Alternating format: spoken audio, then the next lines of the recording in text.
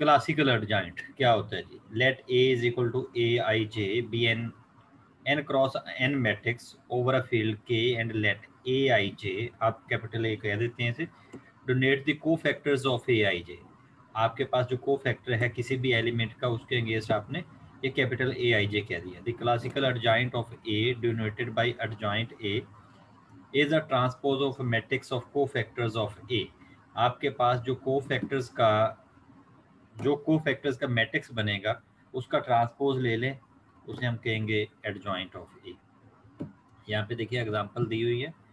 We से classical adjoint instead of simply adjoint because term adjoint is currently used for an entirely different concept। अच्छा, adjoint classical adjoint यहाँ पे तो एक ही है, हमने तो ऐसा कुछ नहीं पढ़ा। अच्छा, let A is equal to this one, आपको ये एक मैट्रिक्स दिया है और आपको कहते हैं इसका adjoint फाइंड करें। तो तरीकेकार क्या है, आपने ये आपका है एलिमेंट A11, मैं इसे इस तरह कह देता हूँ, ये A11 है। इसके कारस्पॉन्डिंग आपने जो को फैक्टर फाइंड करना है वो क्या होगा, आपने ये रो छोड़ दी, ये कॉलम छोड़ दिया, तो ये आपके पास टर्म बन गई A11।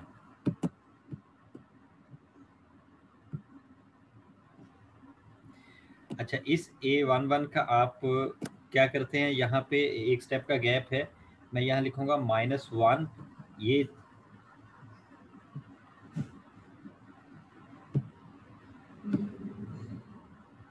यहाँ पे आपने लिखा -1 की पावर 1 + 1, उस एलिमेंट की पोजीशन क्या है, फर्स्ट रो फर्स्ट कॉलम, तो ये आपका प्लस आ गया। बाकी बचा -4 2 -1 और 5, सॉल्व कर दें। -20 + 2, सो आंसर इज -18। नेक्स्ट आपको चाहिए, मैं यहाँ पे इस एलिमेंट 3 का क्या बनता है, एलिमेंट की पोजीशन क्या है, A12। इसके कारस्पॉन्डिंग जो आपका को फैक्टर है वो capital A12 is equal to, यहाँ पे आपने टर्म लिखी -1 की पावर 1 + 2, सो यहाँ से नेगेटिव आ गया, 1 + 2 आपने लिखा, -3 हो गया, पावर 3 हो गई, तो ये टर्म आ गई माइनस में। अब आपने यहाँ पे करना क्या था, ये एलिमेंट लिया, ये एलिमेंट है, तो आपने इसकी रो छोड़ दी और इसका कॉलम छोड़ दिया। बाकी आपके पास बचा 0 2 1 और 5, मल्टीप्लाई करें, ये 0 हो जाएगा, ये -2 आना था, यहाँ माइनस ऑलरेडी है तो +2। अब नेक्स्ट नंबर -4 की जगह पे आपने ये एलिमेंट लिया, फर्स्ट रो गई, सेकंड कॉलम, ये थर्ड कॉलम गया, तो 0 -4 1 और -1। सेम यहाँ पे ये साइन जो है ये -1 की पावर है एक्चुअली, इन दोनों को ऐड कर दें तो ये पावर है, तो इवन पावर होगी तो पॉजिटिव हो जाएगा। सॉल्व किया, आंसर इज आपके पास 4। सेम इसी तरह बाकी सारे फाइंड कर लिए।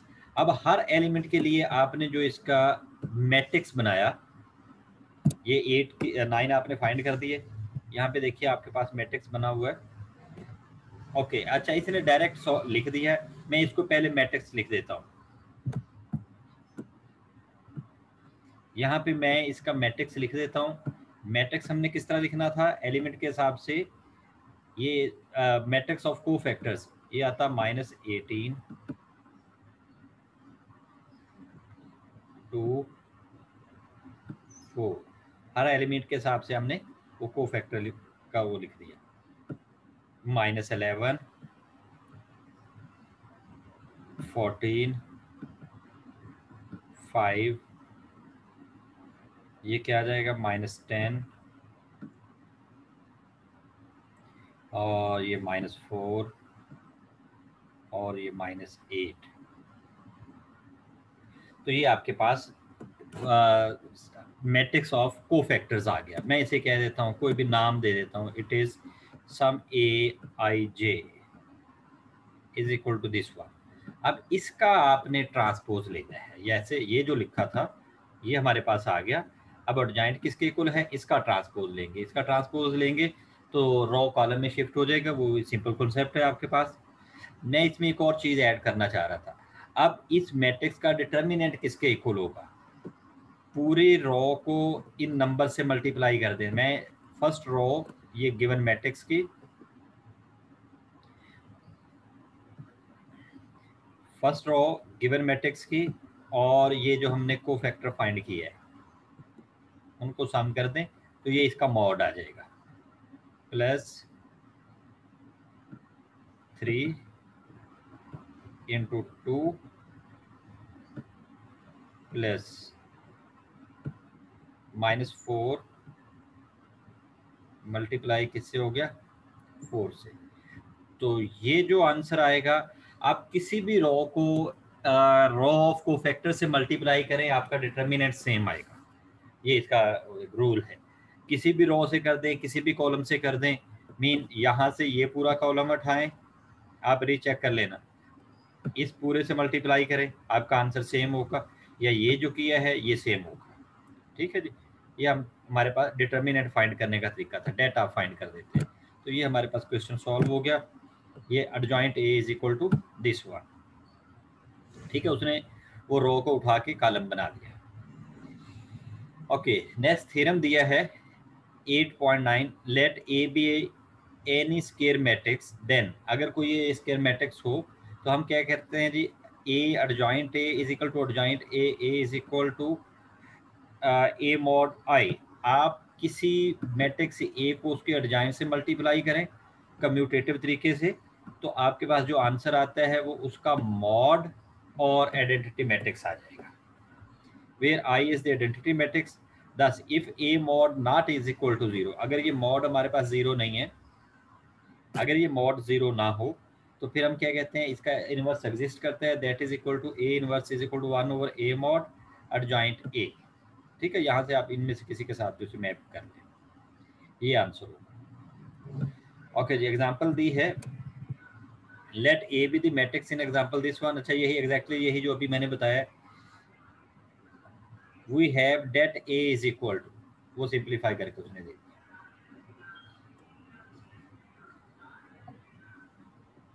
दस A does have an inverse, अगर इसका डेट आता है तो इनवर्स भी होगा, तो क्या है 1/a mod adjoint A is equal to -1/46, जो भी आया था वो अभी हम जो सॉल्व कर रहे थे, जो इस तरीके से मैंने लिखा था, वो आपके पास टर्म जो है -46 आती होगी, और बात साथ आपने वो टर्म लिख दी adjoint A.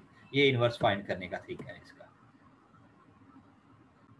Next, application to linear equations, Cramer rule. Cramer rule हमने पहले भी पढ़ा है, अब दोबारा वही क्रैमर रूल है।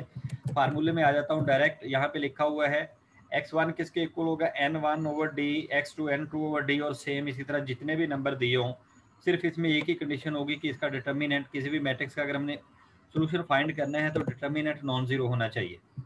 जैसे यहाँ पे लिखा हुआ determinant must be non zero, फिर इसका इन्वर्स आ जाएगा। ये थ्योरम दिया है तो खास नहीं है। क्वेश्चन करते हैं, solve the system using determinant. ये डिटर्मिनेंट का मेथड भी इसे कहते हैं, क्रैमर रूल भी कहते हैं। अब ये जो टर्म दी हुई है, पहले तो इसका मैट्रिक्स लिख लिया, उसने डायरेक्ट ही मैट्रिक्स लिख दिया, यहाँ से डायरेक्ट इसका मैट्रिक्स लिख दिया इन टर्म ऑफ मैट्रिक्स। पहली रो आगे हमारी 1 1 1 1 -2 और -3 2 1 और -1, ये आ गया इसका डिटर्मिनेंट। अब 3 का मैट्रिक्स होगा तो उससे कोफैक्टर्स की फॉर्म में सॉल्व करने की जरूरत नहीं है जी। तो ये आपने डेट फाइंड किया, डेट आ गया 5। अब इस डेट 5 का मतलब ये है कि इसका सॉल्यूशन एग्जिस्ट करता है, इसका इनवर्स एग्जिस्ट करता है। तो हमने क्या करना था, ये फार्मूले में जो nx ny nz किसके इक्वल होगा, फर्स्ट रो फर्स्ट उसकी जगह पे आपने b पुट कर दिया। यहाँ पे हमारे पास फर्स्ट में क्या था 1 1 2, ठीक है, वो क्या आया आंसर, सिंप्लीफाई करें 20, सिंपली डिटर्मिनेंट फाइंड किया आपने। सेकंड में आपने बी की जगह, सेकंड की जगह पे, सेकंड कॉलम की जगह पे बी पुट कर दिया। थर्ड में थर्ड कॉलम की जगह पे बी पुट कर दिया और टर्म्स फाइंड कर दिया। और फर्दर आपके पास x किसके इक्वल था, nx/d, ny/d और z is equal to nz/d। तो ये आपका 5 आया हुआ था, सिंप्लीफाई कर दें, ये आपका आंसर है। ओके, आपका आंसर सही आया या गलत आया ये चेक करने के लिए ये जो रिजल्ट्स आए हैं उनको इन तीनों इक्वेशन को सेटिस्फाई करना चाहिए, अगर नहीं करते तो गलत आया है। तो चेक करें, देखिए आपके पास क्या आता है, 4 -2 +3, तो पहले वाला तो 5 आ गया, 5 इज इक्वल टू 5। सेम इसी तरह बाकी दोनों चेक कर लें, आपका आंसर होगा जी। नेक्स्ट दिया है submatrices minors principal minors. Minor हम वैसे पहले फाइंड करा है, प्रिंसिपल माइनर करना है तो वहीं से शुरू होगा। Let A is equal to Aij be a square matrix of order n, consider any r rows r columns of A, कोई भी आपने कंसीडर कर लिया, that is consider any set I of r indices row indices and any set J of column indices, आपने कोई नाम रख दिए। Then I and J define an r cross r submatrix of A denoted by Aij, आप उसमें से सब matrix बना रहे हैं। obtained by deleting the rows and columns of A whose subscripts do not belong to I and J, जो इनमें से नहीं होंगे, जितने नंबर आपने ये लिए हैं वो वाला आपका मैट्रिक्स आ जाएगा, बाकी आपने डिलीट कर दिए। तो उसको कहते हैं हम इस फॉर्म में लिख लेंगे AI सेमीकोलन J लिखा हुआ मैंने, उसका तरीका है ये आपके रोज हो जाएंगे, ये आपके कॉलम्स हो जाएंगे। इज इक्वल टू AST नाम रख दिया, वो उसकी सारी एंट्रीज इस टाइप की होंगी। तो S बिलोंग टू I है and T belong to J है, कि इसमें नंबर ऑफ रोज जो हैं वो S हैं और नंबर ऑफ कॉलम्स कितने हैं वो T हैं। The determinant of this term Aij, इसका जो हमने वो जो सब मैट्रिक्स बना उसका हमने जो डिटर्मिनेंट फाइंड करना है, that is called minor of A of order R, जो भी ऑर्डर था हमने दोनों R ऑर्डर के लिए था ना, यहाँ भी R था यहाँ भी R था। तो आपके पास ये जो टर्म है वो किसके इक्वल होगी, -1 की पावर नंबर ऑफ रॉस जितनी आपने इसमें ली I1 I2 IR plus J1 J2 JR, ये उसकी साइन होगी। बाकी आपके पास डेट के साथ डेट आ गया, जो भी सॉल्व होगा चेक कर लेते हैं। बाकी is the corresponding sign of signed minor. Note that a minor of order n-1 is a minor in the sense of section 8.7 and corresponding signed minors are is a cofactor। ठीक है, signed minor को हम cofactor कह देंगे। Furthermore if I prime J prime denote respectively the remaining rows and columns indices, बाकी जो है वो ये बचे जो आपके रिमेनिंग थे, जो आपने डिलीट किए थे, उसके जो बचे थे उनको हम कहेंगे कॉम्प्लीमेंट्री माइनर। ठीक है, आगे क्वेश्चन आता है, देख लेते हैं। ये दिया है हमें क्वेश्चन उसने, late A is equal to Aij be a 5 square matrix and let I is equal to 1 to 4 and J is equal to 2 3 5, then I prime is equal to 3 5 and J prime is equal to 1 4। आप अपने पास से ले रहे हैं आपके पास कोई एक matrix है 5 स्क्वायर मैट्रिक्स। 5 स्क्वायर मैट्रिक्स का मतलब ये है इसमें 5 रो 5 कॉलम है। तो आपने उसका एक सब मैट्रिक्स कंसिडर किया I, जिसमें आपने कंसिडर किया फर्स्ट रो, सेकंड रो और फोर्थ रो, और दूसरे में आपने क्या किया, कॉलम लिया, सेकंड कॉलम, थर्ड और fifth column. Then I prime, अब रिमेनिंग क्या है, इसका कॉम्प्लीमेंट क्या आएगा, 1 2 3 4 का कॉम्प्लीमेंट क्या आएगा, 3 और 5। आपने फर्स्ट सेकंड और फोर्थ रो ले ली, तो कॉम्प्लीमेंट में क्या आ गया, 3 और 5 कॉलम रो आपकी, और यहाँ पे 2 3 5 आपने कॉलम लिया था, तो यहाँ पे रिमेनिंग क्या है, या कॉम्प्लीमेंट्री जो है वो 1 4 आ गया। And the corresponding minor M and complementary minor M R S. अब देखिए आपके पास इसके मुताबिक, इस I के और J के मुताबिक कौन कौन सी टर्म आएंगी, A12 A13 और A15। मैं अगर यहाँ पे आपको ये पूरा मैट्रिक्स लिख दूँ 5 by 5 का, हमारे पास टर्म दी हुई थी A11 5 by 5 है ना मैं फर्स्ट लिख देता हूँ A12 A13 A14 A15। अब ये आ गई हमारी फर्स्ट रो। सेकंड रो में A21, मैं पहला एलिमेंट लिख देता हूँ, इसमें A31 और इसमें क्या बचा A41 और ये A51। अब इसके मुताबिक देखिएगा हमारे पास क्या है, लेना क्या है, फर्स्ट रो, सेकंड रो और फोर्थ रो। इट मीन मुझे ये फर्स्ट रो चाहिए, सेकंड रो चाहिए और फोर्थ रो चाहिए इस आई के लिए। तो एक तो ये तो रो होगी। अब कॉलम कौन से चाहिए, मुझे सेकंड कॉलम चाहिए, थर्ड कॉलम चाहिए और फिफ्थ कॉलम चाहिए। अब जिनको मैंने क्रॉस किया है ये नंबर्स आगे यहाँ पे देखिए, यही बनता है A12 आपका, जहाँ पे आपके ये डायग्राम बना है ना, यहाँ पे देख लें ये नंबर चाहिए A12, A13 और A15। तो पहली रो आ गई। सेम इसी तरह यहाँ पे ये डायगोनल बन रहा होगा, ये नंबर बन रहा होगा और यहाँ का नंबर ये आ गया। अब थर्ड रो क्या आ जाएगी, ये वाला नंबर आ जाएगा, ये नंबर आ जाएगा और ये आपके पास ये मैट्रिक्स आ गया। अब इस मैट्रिक्स का आपने क्या करना है, अभी डेट फाइंड करना है। अब m क्या आएगा, कॉम्प्लीमेंट क्या आएगा। अब कॉम्प्लीमेंट में जो नंबर्स बच गए, क्या क्या बचा, A11 बचा, मैं इसका कलर चेंज कर देता हूँ। हमारे पास एक ये नंबर बचा और एक ये नंबर बचा।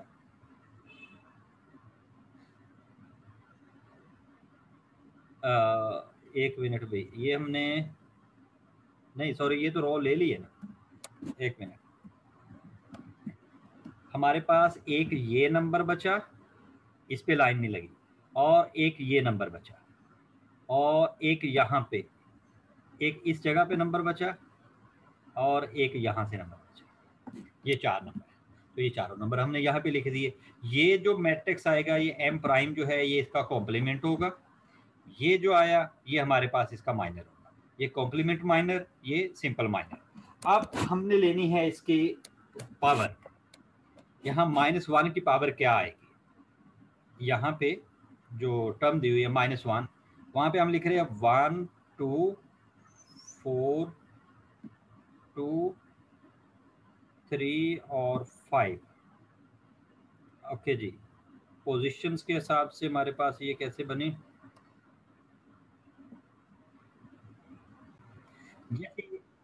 ये रोज और कॉलम्स दिए हुए थे। हमारे पास रो है 1 2 4 1 2 4 और 2 3 5। ये सारे आपने ऐड किए, दैट इज ऑड नंबर। इसकी बेस पे आपका -1 की पावर बन गई, वो आपका आ गया कॉम्प्लीमेंट्री। ठीक है जी। और यहाँ पे अब इसके लिए क्या आएगा, 3 और 5, 1 और 4, ये भी ऑड नंबर, ये भी नेगेटिव।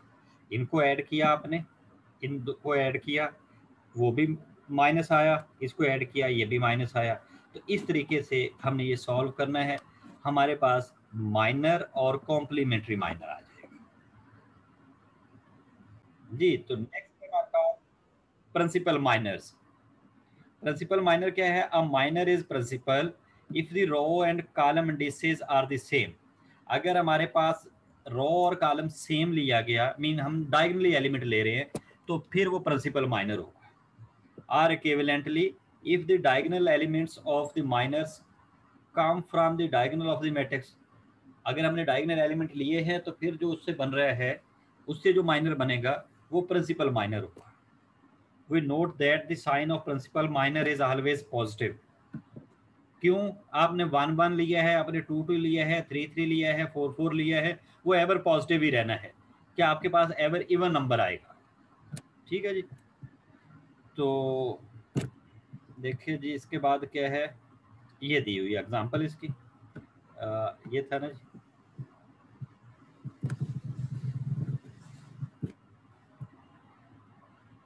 ये एग्जांपल दी हुई है।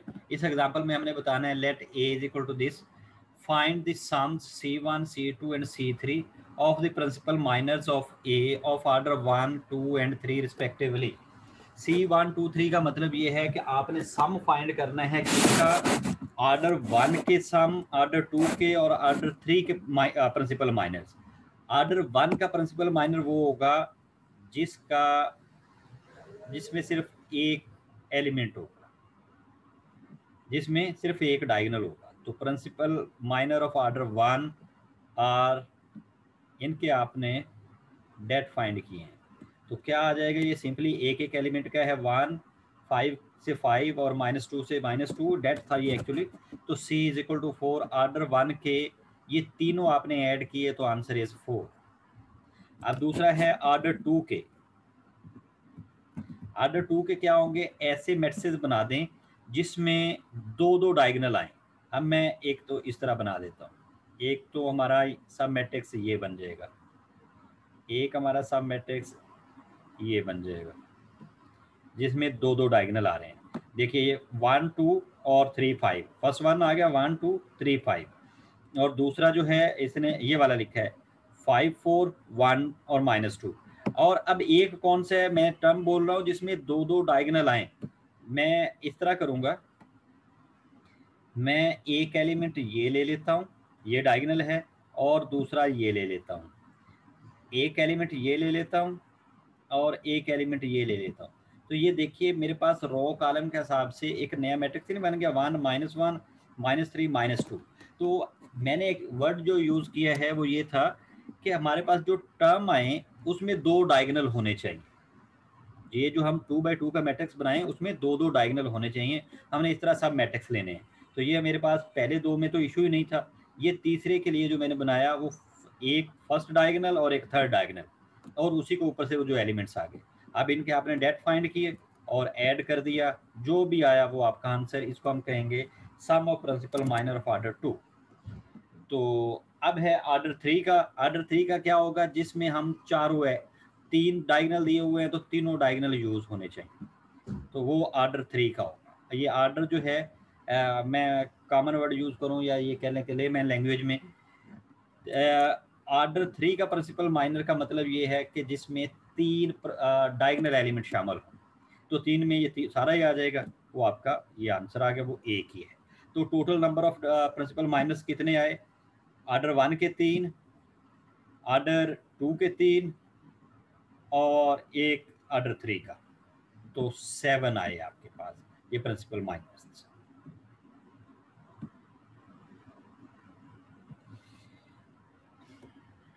जी नेक्स्ट क्वेश्चन है, चलें जी।